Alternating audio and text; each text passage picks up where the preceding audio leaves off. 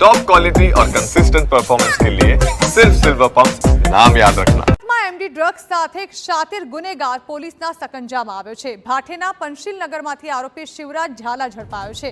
પોલીસથી બચવા માટે ઘરની ચારે તરફ તેણે સીસીટીવી લગાવ્યા હતા। ઘરથી મુખ્ય માર્ગ સુધી 25 જેટલા સીસીટીવી કેમેરા લગાવ્યા હતા।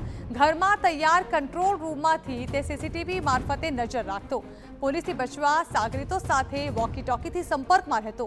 પોલીસ તથા ડ્રગ્સ લેવા આવતા લોકો પર તે નજર રાખતો। 12 લાખનું એમડી ડ્રગ્સ, 16 લાખ રોકડા અને 2 પિસ્તોલ જપ્ત કરવામાં આવ્યું છે।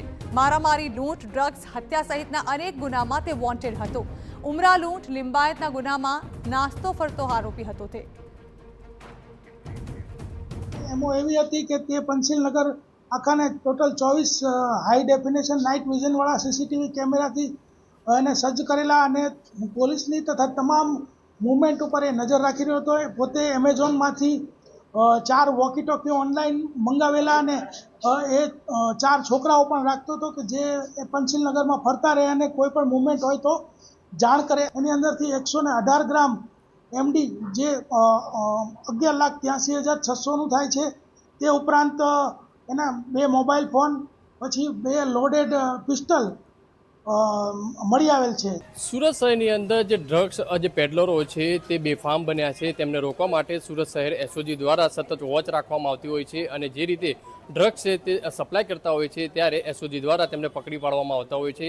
ત્યારે સુરત શહેર એસઓજીને જે ખાનગી રાહે માહિતી મળી હતી કે ભાઠેના વિસ્તારમાં આવેલી પંચીલ નગર સોસાયટીની અંદર એક જે વ્યક્તિ છે તે બહારથી જે ડ્રગ્સ લાવી અને અલગ અલગ લોકોને જે વેચાણ કરી રહ્યો છે તે આધારે આ જે પંચીલ નગર જે રીતે દ્રશ્યોની અંદર જોઈ શકાય છે કે એસઓજીની ટીમ હતી તે વોચ હતી ગોઠવી હતી અને ત્યારબાદ આ સામે જે વ્હાઇટ કલરનું જે ઘર દેખાઈ રહ્યું છે તેની અંદર જે રેડ કરવામાં આવી હતી ત્યાં 120 ગ્રામ જેટલું એમડી ડ્રગ્સ જે મળી આવ્યું હતું અને શિવા નામનો જે વ્યક્તિ છે અનેક જે ગુનાની અંદર જે સંડોવાયેલ હોવાની જે માહિતી મળી હતી અને તેની પાસેથી 2 વેપન એટલે કે 2 રિવોલ્વર પણ મળી આવી હતી। સૌથી મહત્વની વસ્તુ એ એટલે આધુનિક ટેકનોલોજીના આધારે આજે છે તે ડ્રગ્સ વેચાણ કરતો હોવાની માહિતી મળી હતી। પોતાના ઘરની આજુબાજુ જે છે મસ્ત મોટા 20 થી 25 જેટલા જે સીસીટીવી છે તે લગાવવામાં આવ્યા હતા। જ્યારે કોઈ બહારથી આવતું જતું હોય તો તેના પર વોચ રાખવામાં આવતી હતી। પોલીસ જ્યારે આ વિસ્તારમાં પ્રવેશ કરે ત્યારે તે ઘરની અંદરથી ભાગી છૂટતો હતો અને તમામ માલ હતો તે સંતાડી દેતો હતો। એટલે હાલમાં તો પોલીસે તેની પાસેથી કેટલીક જે વોકી ટોકી છે તે પણ કબજે કરવામાં આવી છે અને તેના ઘરનું જ્યારે સર્ચ કર્યું ત્યાં 2 રિવોલ્વર મળી આવી હતી। 120થી વધુ જે ગ્રામ જેટલો ડ્રગ્સનો જે જથ્થો છે તે મળી આવ્યો છે।